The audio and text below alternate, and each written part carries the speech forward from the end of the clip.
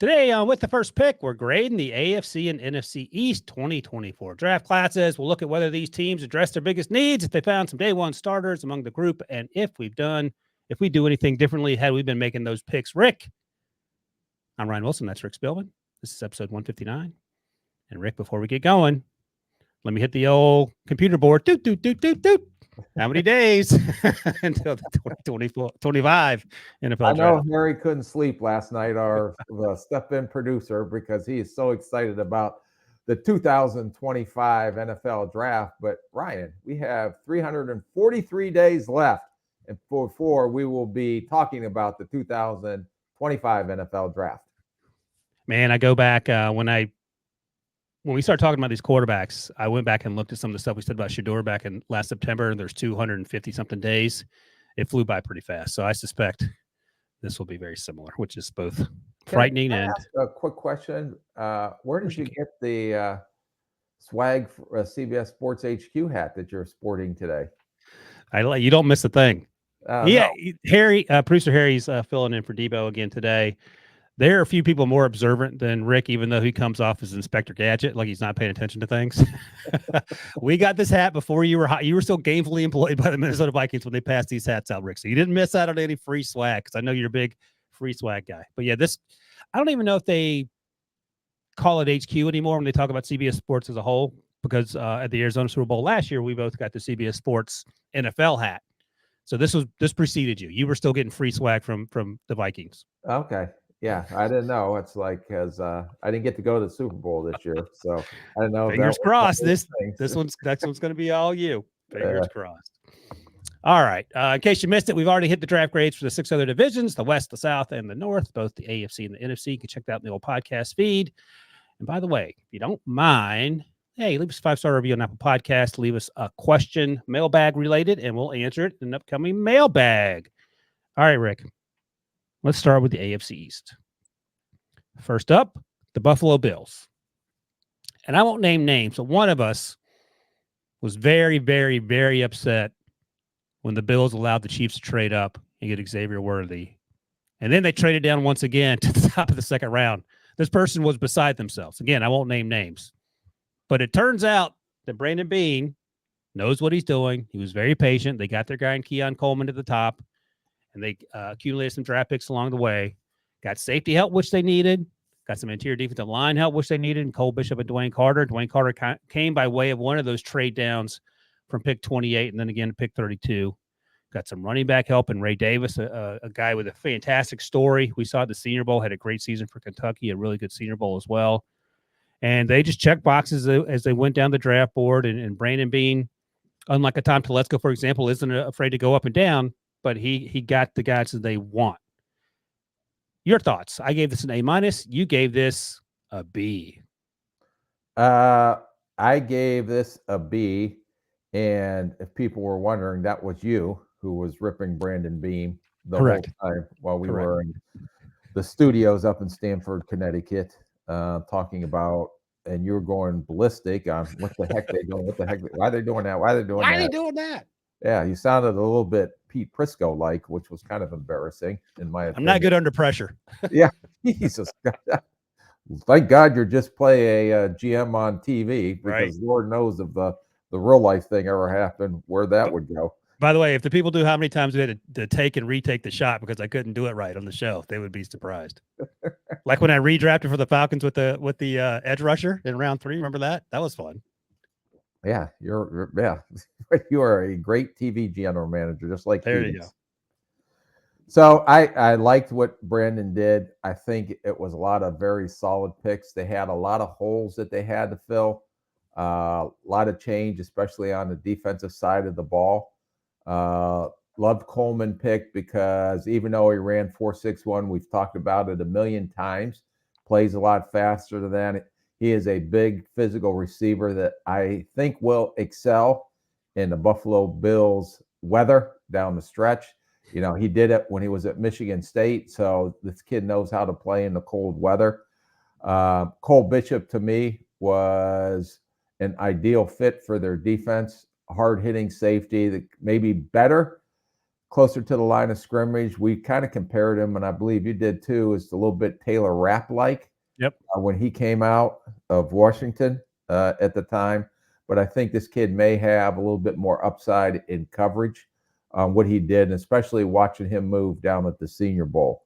Where I was disappointed was why I gave him a B. I didn't think they addressed a corner or edge need, and I think they still have to look through it. Dwayne Clark was a good pick, but he's an inside potential edge rusher. I think Ray Davis, to me, is going to be one of the success rookie stories next year with his run style and that offense up there to team up with Cook. And they just took good football players as they went down. You know, the kid that I kind of grew on me a little bit the more I watched was Solomon, the edge rusher from Troy. Yeah. I don't know if he will fill that need because they lost Floyd in free agency, who was a big get for him last year. I don't know if, you know, which the other edge rusher coming off the ACL.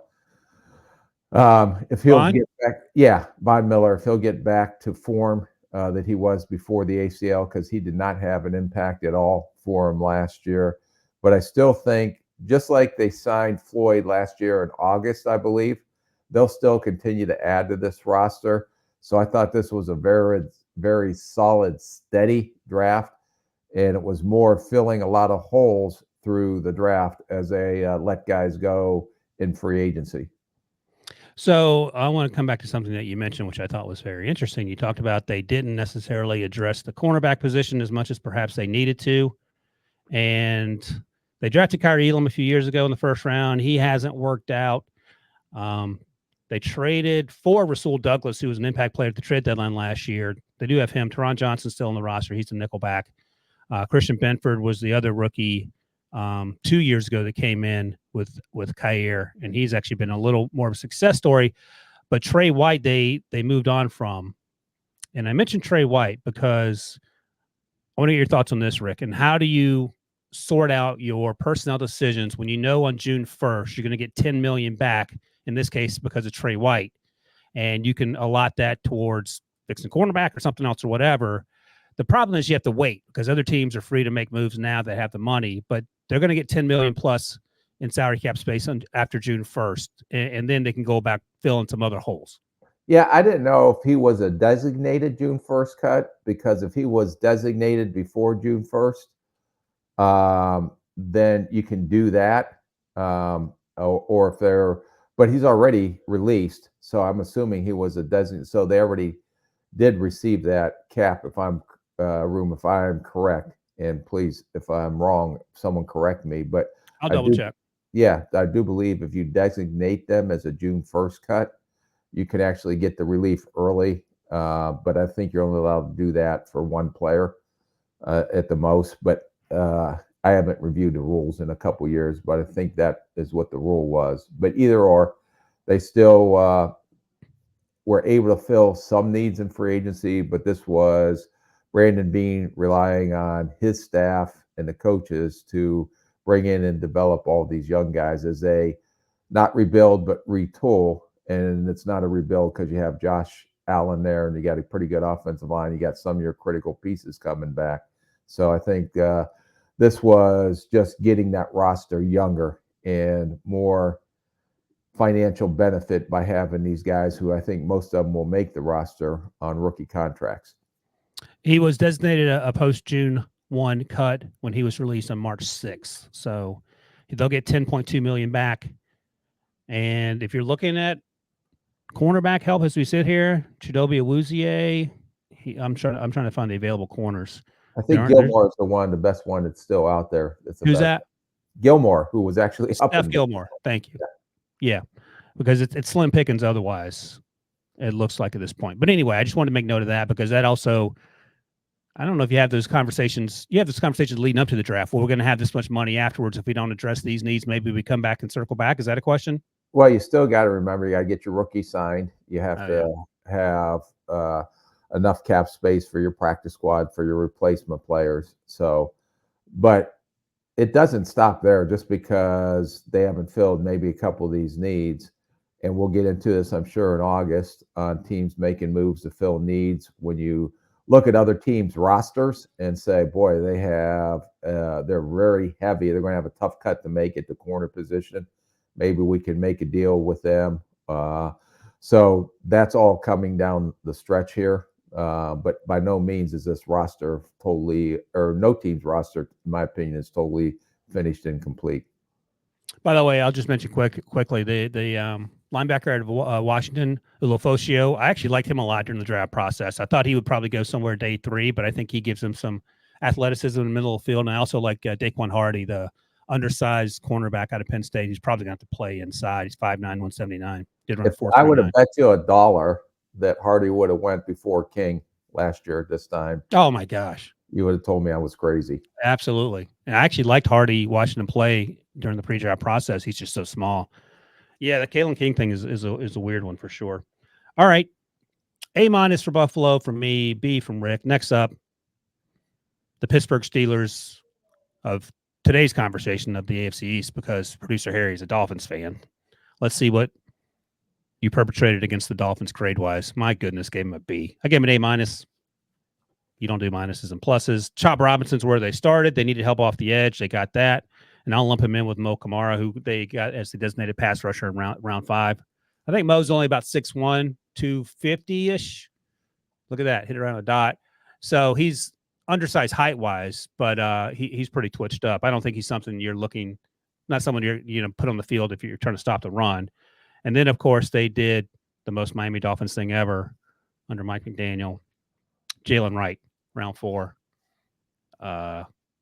Ran to the 4 threes, as you like to say, throughout the draft process. Not a lot of mileage on the old odometer there, so he's going to be fresh. All those running backs, Devon Achane is fresh-legged. Mostert's a little older, but they rotate those guys in and out. So they got Taj Washington in the final pick, the wide receiver out of Southern Cal, and then, of course, Patrick Paul, who I liked a little bit more than you do in round 2 to help the offensive line. Once again, A- from me, B from you. Yeah, I love the Chop Robinson pick. I think with Phillips coming off an Achilles, I think with Chubb always being injured or injury prone, who hasn't been able to stay healthy for a full season, I think they definitely need to get some edge help, especially after they lost Van Ginkel, who signed up there with Minnesota. And so they addressed that twice with him and Mo Kamara, who I really was impressed with, even though he's undersized. What he did out of Colorado State. And I think both of those guys will be rotational guys, which is very important, especially down in Miami, playing in that heat, to have a wave of defensive players that you can get in there and especially get after the quarterbacks in the AFC East. Patrick Paul, I like I said, you're a bigger fan than I am of him. I don't know who's going to play center for them right now, to be honest with you. They signed Aaron Brewer for whatever that's worth out of Tennessee. Yeah, so I still think they need to address some of that offensive line issues. I think Patrick Paul will play if Armstead, who always gets hurt, ends up getting hurt again. Can't play through a full 16-game season. So he'll probably end up being their swing tackle between him and Austin Jackson. The guy I really liked as my number 2 running back is Jalen Wright. And you just added another speed element to an already Olympic track team on the offensive side of the ball. Mm-hmm. So, and I think this was a good pick in the 4th, especially in the 4th round, because Achane was hurt last year coming off injury. Mostert has injury and durability concerns. So to get another back with low mileage that can run, I think fits the scheme very well. So overall, I gave them a B, especially because they couldn't address some of their interior offensive line issues. All right, let me ask you this. So the Dolphins traded up. And we talked about this in the previous podcast. Typically, when you trade up to the 4th round, for example, you have to give up a round higher in next year's draft if that's the compensation package. So they had to give up a 3rd round pick in 2025 to get up into the 4th round, the 20th overall pick, to get Jalen Wright. Now, would you have rather done that, or would you have rather had a less trade up? You could have traded up to the top of the 5th round, for example, and gotten said Van Pran, the center out of Georgia, who ended up going to the Bills around that area, the top of the fifth. You talked about the need. I don't know how you felt about Cedric Van Pran, whether you liked him or not, but top of the fifth, Van Pran bigger need or Jalen Wright, middle of the fourth? Well, I think Jalen Wright's a better football player, in my Okay. opinion.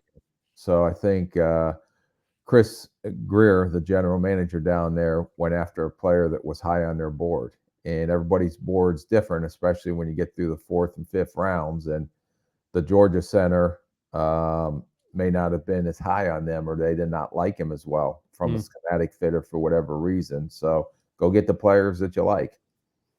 By the way, I love that I ask you this, and the answer is always what we talk about during the week or two before the draft. Once you get your tiers, it's set. Like, we don't need to keep talking about why one player goes ahead.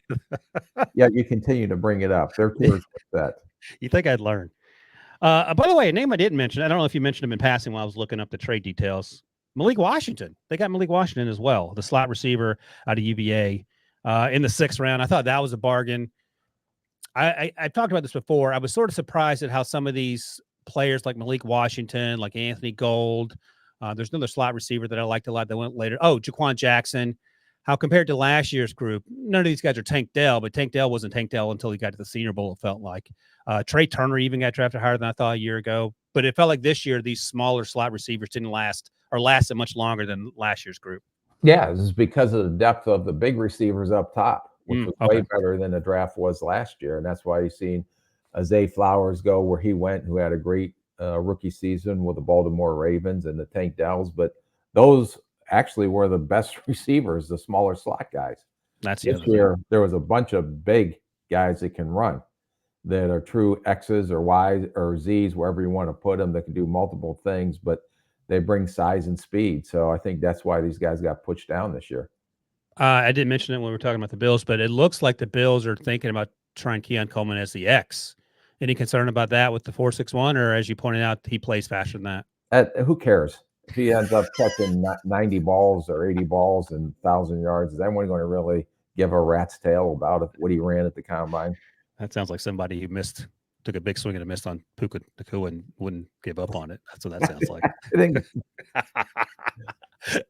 Oh my God. Next week's show, we're going to talk about some impact rookies, and I'm going to come up with some Rick Spielman related names for each category. So we'll be reminded. Like the Puka Spielman Award is going to definitely be one of those. All right, let's take a quick break, Rick. We'll regroup here. We'll come back and we'll talk about the rest of the AFC East right after this. The best couch potatoes come from Pluto TV country. And these taters, they like all sorts of different things. Survivor Channel, Ink Master Channel. If it's got a spaceship in it, I'm probably watching it. 3 channels dedicated to CSI. Whatever mood you're in, it's going to be easy watching. All right, Rick, let's talk about these Patriots here. Elliot Wolf is the new general manager in New England. I think that has become as official as it will become. And he was leading the charge over the draft weekend, it sounds like. And he did not accept any offers for that 3rd overall pick. Is there any amount of compensation, realistic compensation, that would have gotten you off that pick?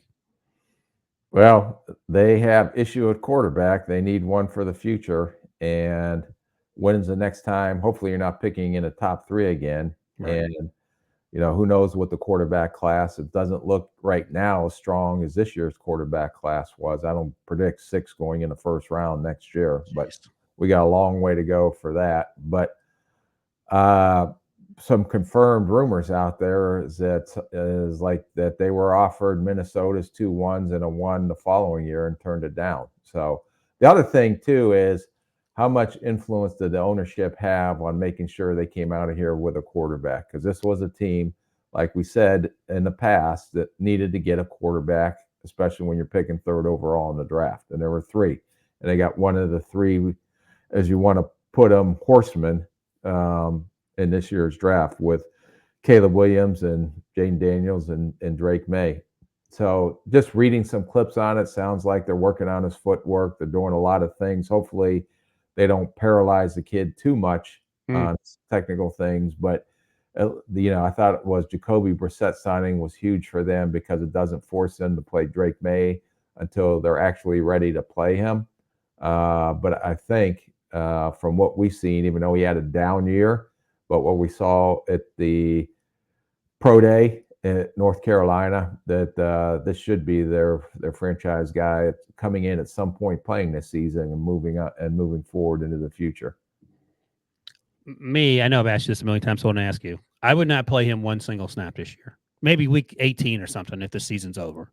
There's just no reason. Like I know Pete Prisco, our buddy, just says throw everyone out there. It makes sense to throw Caleb Williams out there. We talked about that in the previous podcast because that team is actually really good on paper. This team is not good on paper. And they tried to make it better through the draft and obviously starting a quarterback. I get that.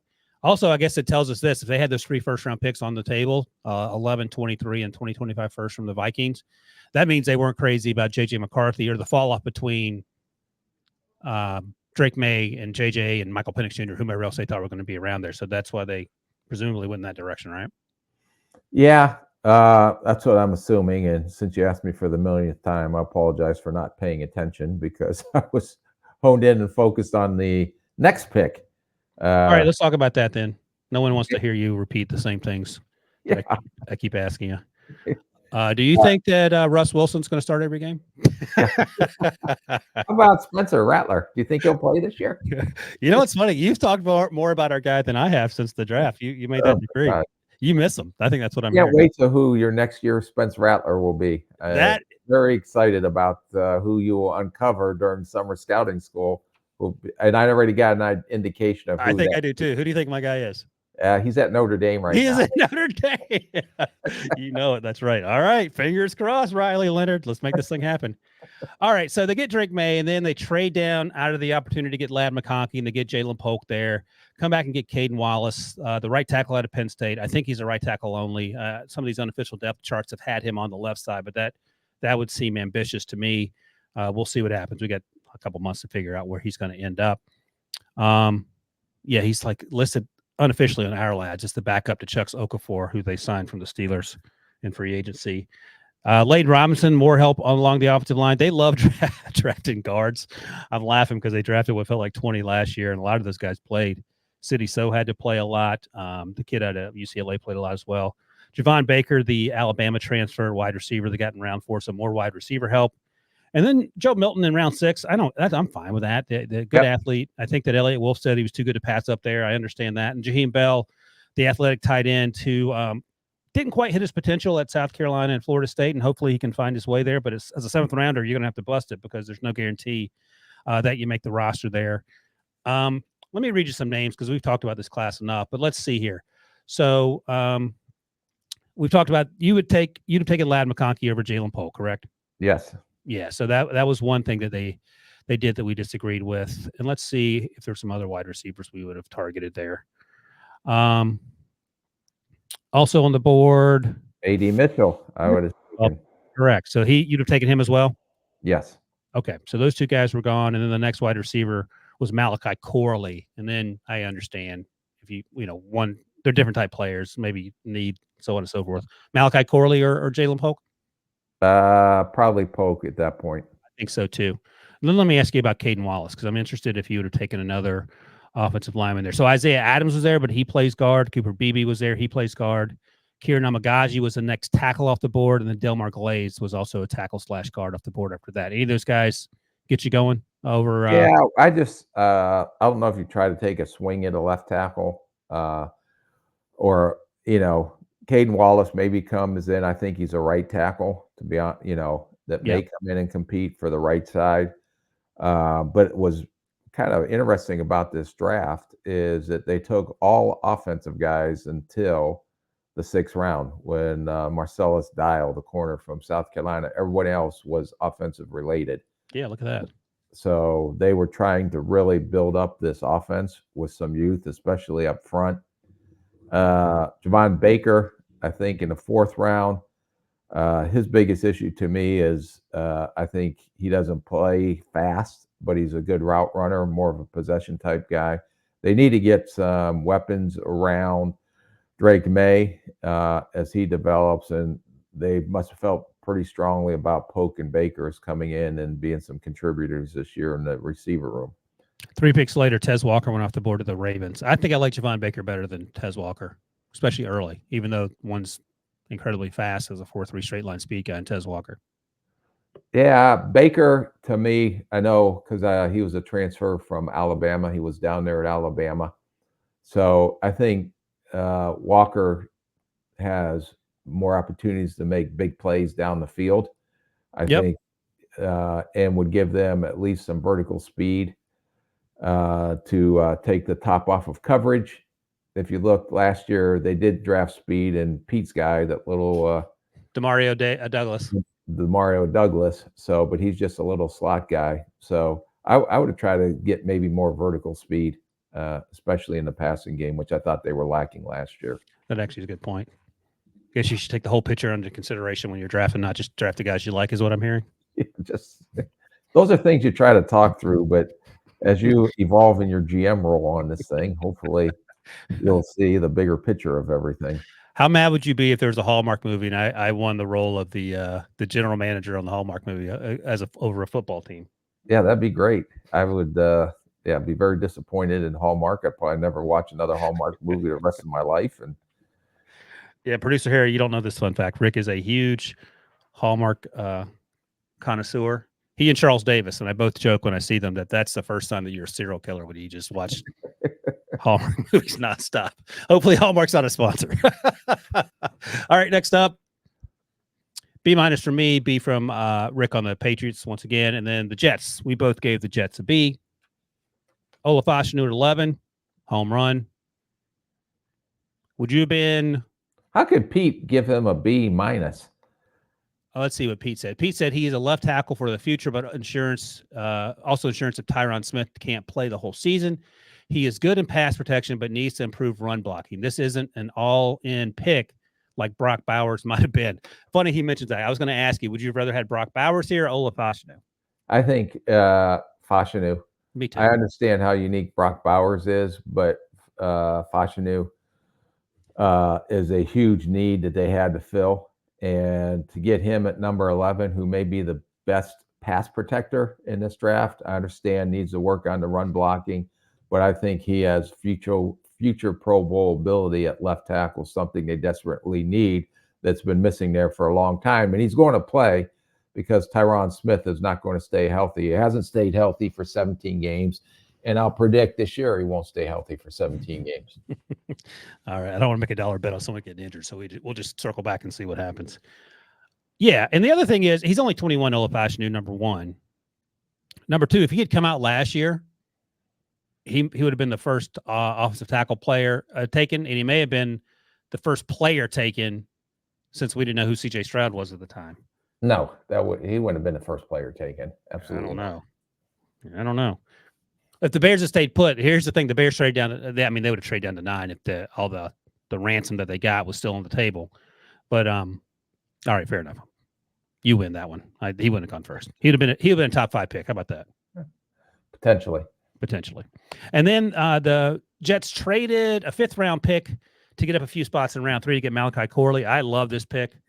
Somehow it was only given a B by Chris Trapasso, our colleague, but you needed help at wide receiver. Garrett Wilson said at the end of last season, this can't continue after, of course, Aaron Rodgers went down 4 plays into the season, and the quarterback play was suspect. There was no one getting open. All Aaron Rodgers' friends were out there running routes like you and me running routes. So they got some help in Malachi Corley, and I think he is basically a running back that you line up in the slot and just let him barrel over people. Any issue with this pick? No. I think that he needs time to develop his route running because they don't run him in a lot of routes. And I think he'll develop more into a gadget guy, which we kind of seen at Western Kentucky, where it's all quick screens or shallow crosses, just things to get the ball in his hands and let him do what he does with the ball in his hands after the catch. Kind of a Deebo Samuel type, I guess, would be a good comp if you're looking at the style that he is. But I do think he needs to develop as a receiver, but more than enough athletic skills, more than enough speed to do that. By the way, just circling back quickly to the Brock Bowers at 11 conversation. They have Tyler Conklin, who they like. They have Jeremy Ruckert, the young tight end out of Ohio State, who has a chance. What's that? Yeah, out of Ohio State. Yeah, he has a chance to be a good player. It feels like if you take Brock Bowers there, it feels like the Raiders taking Brock Bowers at 13, essentially, when you have Michael Mayer there. So I have no issue with this pick. It makes a ton of sense to me. But no, it's to me, it was a no-brainer. If he's sitting there, yeah. He's All right, what do you think about in round 4 taking Braylon Allen, the big Wisconsin running back between the tackles guy? I think he ran in the 4.6s, but he had a lot of open field runs. And then the round later, they took Isaiah Davis, the running back out of South Dakota State. Did they need? I mean, they have Breece Hall, they have Abaconda they drafted last year, the burner out of Pitt. Is there a need for 2 more running backs? I think if they're going to try to run the ball more, I think that Brzee will be better off his, or Breece will be better coming off his knee a year removed from it. They signed Cook last year, Dalvin Cook, but he didn't have much input in the offense. So it'll be interesting to see if they try to hone in a little bit more on running the ball and establishing the run up front. And I like this pick from a fact that I know he's not fast, but he's an in-between the tackles runner that can wear defenses down the more touches he gets. A little bit Dylan-like up in Green Bay, who was my comp to him when Dylan came out, although Dylan ran fast when he came out of the combine. But that'll give them a good 1-2 punch.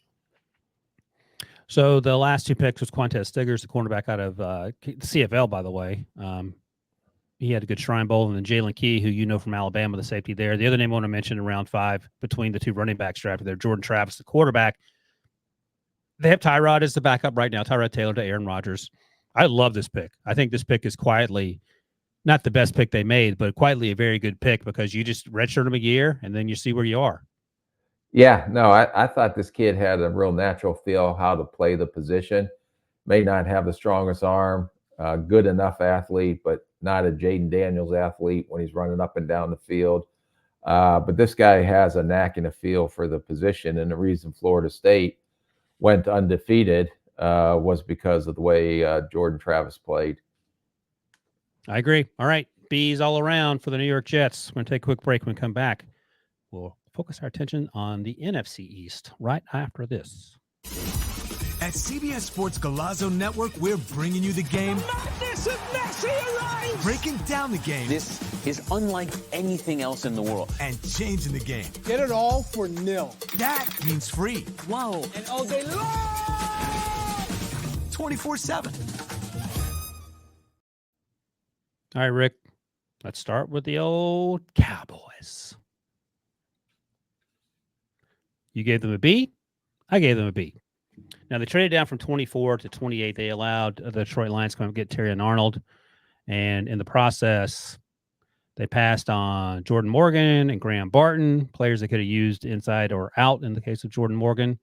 But they still got their guy in Tyler Guyton. And I think I have no issue with that. Do you have any issue with that?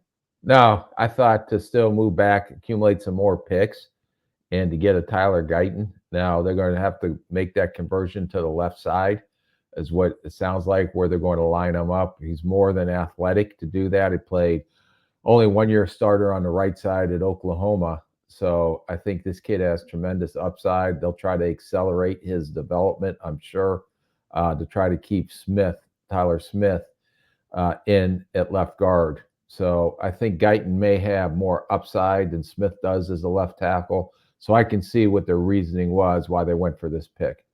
And by the way, to move down from 24 to 29, they got an additional 3rd-round pick in 2024 from the Lions. So they turned into Cooper Beebe, the guard/center out of Kansas State. I think he's going to get reps at both. He played guard at Kansas State.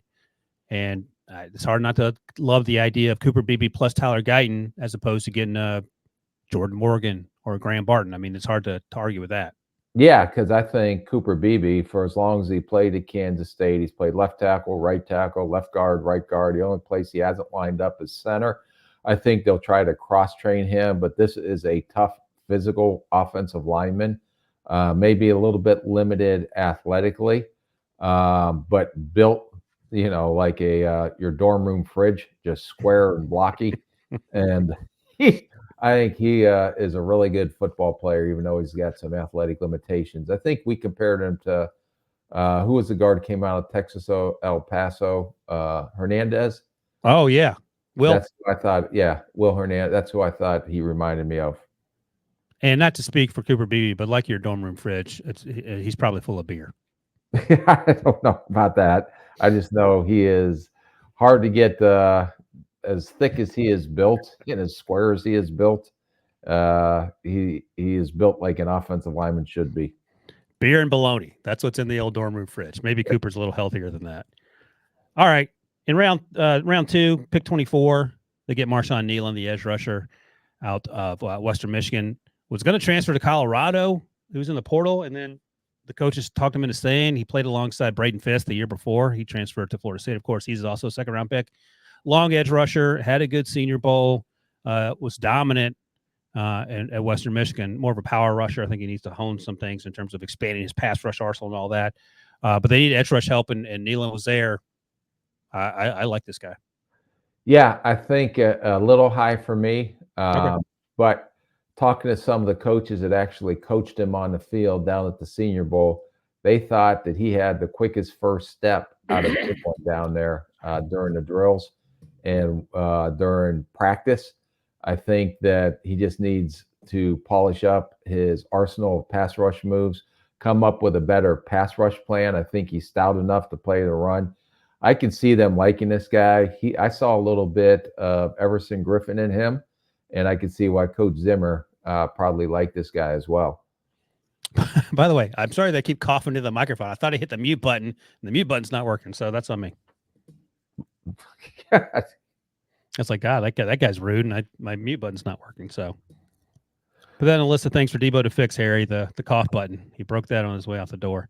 All right, they also got, the Cowboys did, Leafu, the linebacker at Notre Dame, Kalen Carson, the cornerback out of Wake in round 5. I that's about where I thought he should go.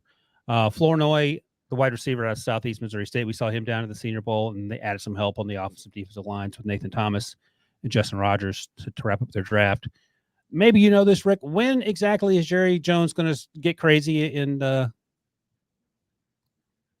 he said after the season things are going to open up. Have they opened up yet? What open up? Remember Jerry Jones said we're gonna do some things. Things are gonna be exciting around here, and then nothing happened in free agency. It's called all in. All in. That's what he said. Is he all in? Yeah, I don't know what open up means. What are you gonna open up? Like you step on the accelerator, you open it up. Oh, is that what that is? Yeah.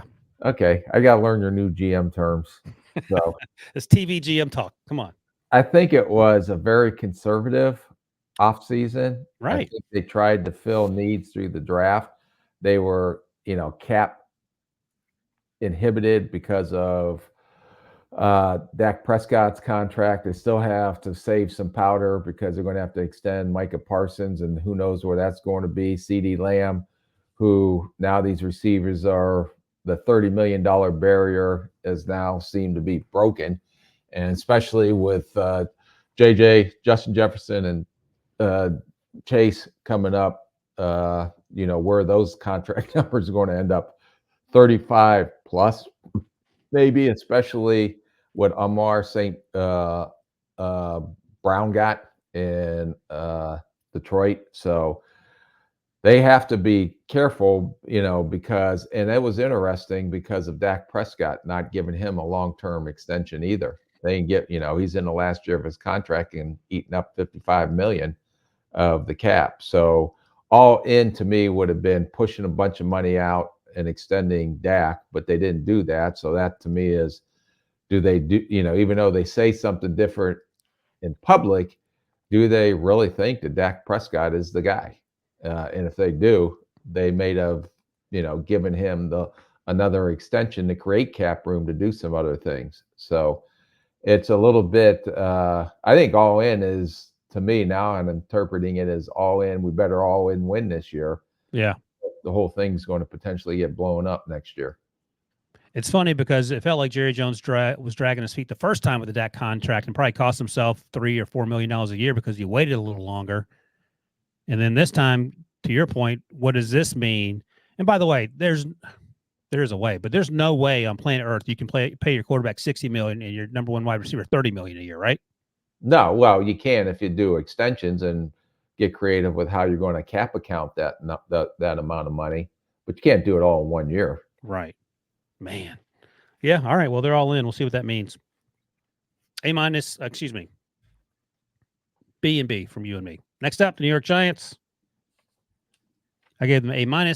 You gave them a B. Malik Neighbors with the 6th pick. They didn't take a quarterback. That was some conversation there. Then they got Tyler Nubin, the safety out of Minnesota. Long center fielder. I ran into the 4.6s, but I thought he played faster than that. I thought he was pretty good coming downhill as well. Has some ball skills. Andrew Phillips, a cornerback out of Kentucky. I wouldn't take him this high, but I think you talked about his physicality, but his lack of foot speed probably had him fall a little bit. Yes. And then my guy, Theo Johnson, the tight end at Penn State. A little preview for the impact rookies. I thought about putting him on that list, but I think he's probably needs a year. So got to wait a year, Rick. My guy, Tyrone Tracy, who also won me part of the dollar bet because he got drafted before one of the other running backs that you listed. I have to look and see who that was. From Purdue. He was a wide receiver at Iowa at one point, and then they got the linebacker at UCLA to round things out here. They fill needs, checks boxes, nothing sexy, I suppose, outside of Malik Neighbors. But it feels like this is a better football team. It just comes down to Daniel Jones. Yeah, no, Neighbors hopefully will give them the big play receiver that they've been missing. When's the last time, and I don't know this, that the Giants had a 1,000-yard receiver? And is it because of the quarterback play? But they really, I'm imagining you have to go back to when OBJ was there. Yep. Before, and their offense was horrible last year. Again, maybe due to the quarterback play, but they didn't score points. I'll never forget that game. Who was it against the Jets? Maybe in the worst offensive performance I've ever seen in my entire life. Was it 3-0 a game, an NFL game, or whatever the heck the final score was? Was that Tommy DeVito time? Yeah, that was Tommy DeVito time. But God, that was painful to watch. And then I think they took really solid football players in Nubin and Phillips. Both of them are probably better football players than athletes. Both of them smart, rely on their intelligence as football players, but they do have physical limitations. Theo Johnson, to me, does not play to how he tested, so I'm not as high on him. I want to see him play to the way he tests. I think he's a better athlete than football player right now. And then Tracy, I think he's still a developmental guy. We'll see where that goes. So I think they were just solid, steady, filled some needs, but they kind of honed in on high character, just good quality football players that may not be necessarily the best athletes at the position. I just checked here, Rick. Odell Beckham was the last Giants receiver to gain 1,000 yards, and that was in 2018. Okay, so they need a big play receiver, and I think Neighbors will give them that if they can get him the ball. So they've had Darius Slayton. Subsequently, Kenny Golladay did not work out. And obviously the quarterback position is one that is in flux, shall we say. All right. Tyler Nubin. They had to, I'm sure you mentioned as I was looking it up, Xavier McKinney replacement. You like him in the middle of round 2, or is that too rich for you? No, I think he's a solid pick there. And like I said, he's not an elite athlete, but he's a very smart, headsy football player. And guys that play the safety position, and he can play deep because of his anticipation skills, his ball instincts, and I think he's a solid open field tackler. I think he's a really good football player. All right. A- and B, me and you. Next up, the Philadelphia Eagles. Debo's not here to appreciate this. You gave him an A. I gave him a B+. I think this is the first time that my grade was lower than your grade, and I probably should have given. I don't know why. Let me see why I gave him a B+, because they did a lot of really good things. They traded up and down the board like Howie Roseman's life depended on it. They were moving all over the place. Didn't have to move for Quinyon Mitchell. They got him at 22, the cornerback out of Toledo. And then, man, they get Cooper DeJean, a first-round pick, 8 picks into the second round. Jalix Hunt, Vic Fangio said he loved Jalix Hunt, the developmental edge rusher, former safety who transferred from Cornell to Houston Christian. He went in round 3. That was a surprise for me. Will Shipley at running back in round 4. I thought that was a little rich for me too. Tough player, gives you something in the pass game. I just didn't think he was going to break a lot of tackles for you. And I think he was a top-end athlete. Aeneas Smith, the wide receiver in round 5. The Jeremiah Trotter Jr., bring home Jeremiah Trotter pick there in round 5. I think he has a chance to play too. And I talked with John. The next name I'll mention in round 6, Johnny Wilson, the wide receiver of Florida State. You don't build running wide receivers like this. He's 6'7". I think he ran pretty well. He just was completely underwhelming. I think I asked you this before. Maybe his future is at tight end. If he gets more physical. Right, that's the other thing. Physical football player. So, but maybe they try to create mismatches with him as an H-back slot guy because I don't think he is twitchy enough to play receiver. I think that he would get jammed at the line of scrimmage if you try to put him outside, especially against the DBs at the NFL level. So I'm guessing you A+, or is A's in your case. I'll do pluses for the first two picks. But the J.L.X. Hunt pick, tell me about that, a developmental guy, the bottom of round 3. Yeah, I think a lot of that, I think Vic Fangio, like you mentioned, probably had a huge influence on this pick, where I know when you're getting into this area and you're going through your draft meetings and your coaches have put in the time to either work out these guys and watch the tape, and we've talked about them in the meetings. It's like you have a vision, and these coaches have a vision. And I think this kid, just watching some of his tape, is, I want to say, light years away, but I don't know how much that he will contribute this year. But he does have some, and he's new at the position. If I recall right, was he a converted safety down to all of a sudden an edge rusher? So I think they fell in love with the athleticism and the potential upside, and then coaches will say, give him to me. That's my job to develop him and take this mold of clay and try to make it into something. I know Andre Patterson, who was the best defensive line coach, is currently with the Giants that I was around. We used to take shots on guys like this because always said you can't teach size, length, and athleticism. I can teach them how to rush the passer if they're willing to put the time and energy and effort into it and they have passion for the game. And I think this kid has all that. It's just going to take him a year or two to develop. And Danielle Hunter, 3rd round pick, correct? Yes. But these two young men coming out of college are not in the same conversation in terms of ability to help right away. No, this kid's farther away than Danielle was. Okay, right. Okay. All right. B+ for me, A from you, Rick. This is a really good draft class. And yeah, I don't know why you gave him a B+. I don't either. To me. I think the J.L.X. Hunt thing threw me off, and Will Shipley probably goes around the bottom of round 4. That's not so much of an issue for me. Yeah, they probably deserve an A. But I can't go back and change my grade. You won't like that, so I won't do that. No, you're done. Put it in the books and move on. It's in the book. It's in Sharpie. All right, next up, the last team we'll talk about in the 2024 draft grades conversation, the Washington Commanders. I gave them an A+, Rick, and you gave them an A. Now, Jaden Daniels was the pick at number 2. He'll probably be the starter unless something goes awry there. That's no surprise. Top of the 2nd, they get Johnny Newton. The Falcons pass on Johnny Newton to take Rook Ororo, and that was a surprise for sure. The second biggest surprise of the draft after the Michael Penix Jr. pick. But now we've learned that Johnny Newton's going to have surgery on the other foot. Is it the other foot or the same foot? I thought it was the other. I'll double check, but he's got to have surgery on the foot again. And at this point, and you talk all the time about staying healthy. Okay, I'm trying to what's going on here is my question to you. I don't know. Can he stay healthy? He has some foot issues that need to get corrected with surgery. That's what's going on.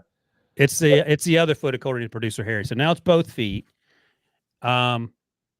You think this is something you might have known, or this is they know? Yeah, you absolutely knew. Okay, all right. In that case, physicals, yeah. So, and they have 2 pretty good stud tackles, defensive tackles, where I think this kid get his feet correct with the surgeries, and I think he's going to be an impact player for him, and it gives them the flexibility either down the road because they're paying both of those tackles that one of them, maybe Allen, moves on in a trade or something once Johnny Newton continues to come along. So he was just too good to pass up on the board, and I'm sure they discussed the injuries but had no concerns about the longevity of the injuries, and that their doctors, I'm assuming, said that he will be fine once we get this other foot fixed. So when he'll be ready, I don't know that, but they have time to take some time and patience with him just because of the 2 studs they have up on the front right now, defensive tackle. And that's a good point. Jonathan Allen, Deron Payne. They also drafted Phil Mathis last year in round 2, I believe. So they have plenty of depth in the middle of that defense. I have some questions that on the outside there. They have Dorrance Armstrong from Dallas, came over with Dan Quinn. They signed Dante Fowler Jr. They have Cleve Farrell, the former top 5 pick of the Raiders a few years ago, and KJ Henry, also a Clemson, former Clemson player as well. They got Mikey Sanders still in round 2. Love that pick. They got Ben Sinnott 3 picks later. Love that pick. They got Brandon Coleman, the guard / tackle out of TCU. He probably plays inside, I would imagine. Yep. Okay. He's listed on the unofficial depth chart here as I look at an Our Lads as a backup at left tackle. But you think he's inside? I think they'll probably figure out where to line them up, during these OTAs. Where the best line them up. Then with the they do final need left tackle help. Yeah, that's the thing. That's what I was going to say. Cornelius Lucas is listed as the left tackle. Andrew Wiley was serviceable last year at right tackle. Sam Cosmi had a really good season. They signed Tyler Biotish to play center. They got Nick Allegretti from Kansas City to play guard, but they still have some questions at tackle. Is this something that you just wait to see once teams start jettisoning players for salary cap and or cutting down reasons to look for help there? Or this is what you're tied into? Yeah, no, you're always looking depending on what's happening with other teams. And you already, after the OTAs, we identified the needs that we were going to have to try to address before the season. You go through everybody's roster now that everybody has a 90-man roster to figure out who's going to be heavy at one position, and maybe you're heavy at another. Maybe there's a player for player trade. A lot of it won't happen until you get closer to the 53, because God forbid you have a lot of depth at one position and you get a bunch of injuries through preseason or the training camp, and all of a sudden you're depleted. So that's why you don't see a lot of the movement of players until basically right before the 53-man cut down. Yeah, I think one of the reasons I gave the Commanders an A+, because they had 6 picks in the first 3 rounds, and I feel like they crushed all of them. Jane Daniels, Johnny Newton, Mikey Sanders, Hill, Ben Sinnott, Brandon Coleman, we just talked about. Even the Luke McCaffrey pick, some people were confused by. I think Troy Franklin was still on the board. But if he fits what they want to do, he's a good athlete. He had a good season at Rice. He had a good Senior Bowl. I think he comes in and he helps make that offense better. Yeah, you can almost, I don't want to call him a poor man's anything, but like McConkey out of Georgia. Oh, he is a really good route runner. Could probably play inside, maybe has a little bit more flexibility to go outside.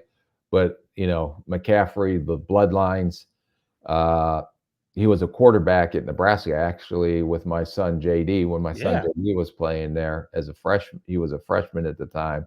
I just remember how athletic he was. So I think this will be a really, really good pick for them. Yeah, I agree. So on paper, this looks good. I think the offensive line, I don't want to say fingers crossed, but if a left tackle situation works out, okay, that's great. But that was I won't call it glaring. That was a hole that they were probably thinking about trying to fill. It just didn't work out the way the draft fell to them. But I thought the players they got makes this team a lot better. They're all culture changers. They're all high character guys that they took. And that's the other football thing. Players, but they're changing the culture. And by the people, the Ecklers of the world, guys that they brought in free agency and now this draft, you could tell the point of emphasis was high character, high quality people as well. Yeah, no, and that's an important point to note as well. Also, before we get out of here, I saw a highlight on the old Twitter machines at the rookie minicamp. Our guy, Marcus Rosemary Jack Saint, had a fantastic one-handed catch as an undrafted free agent out of Georgia. He ran glacially slow, so that's why he didn't get drafted. But maybe he finds a way to make the team. He didn't drop a single pass last year at Georgia, and he was my sleeper guy at the Senior Bowl. Remember, I talked about him last fall as one of those guys that are under the radar. All they had to do was run a 4.65. Yep. I was asking too much. But that's all right. His future's in front of him. Just keep making catches, Marcus. That's it for us here. AFC and NFC East in the books. If you want to go back and listen or watch all these draft grades by division, they're in the old feed. But for now, that is it. That's a wrap on episode 159. Thanks to my guy, Rick. Thanks to Harry for producing. Thanks to guys, all you who watch and listen and comment. We'll be back next week to talk about Impact Rookies, Rick. Oh, can't wait. I wonder if our list will be similar or different. Have to check back next week. See you guys then. Have a good weekend.